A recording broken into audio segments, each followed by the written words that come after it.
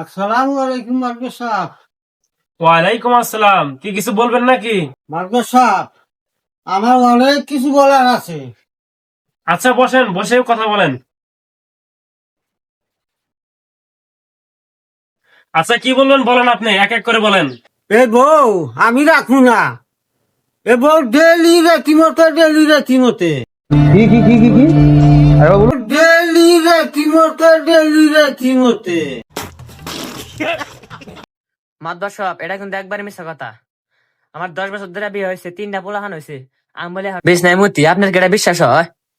Margo সাহেব, আপনি ওই হের কথা বিশ্বাস করেন না। হের কথা বিশ্বাস করলে আমরা ওই এক গ্রামে আছিলাম। ও আর আসলে উত্তর গ্রামে, আমরা আসলে দক্ষিণ গ্রামে। আমরা ওই বিয়ে হওয়ার আগেও শুনছি এই কথা। কিন্তু তারপরে কি আমি কইছিলাম যে হয়তো বিয়ে শাদী ওই পারে, হয়তো মোতা বাদ দিব।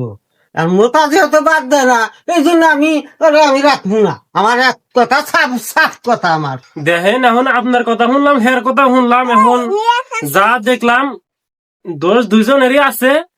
এখন যাই হোক, পোলাহান 2-3টা হয়েছে, এখন হ্যাগের মুখের দিকে তাকায়া হইলেও সংসারটা টিকা রাখেন।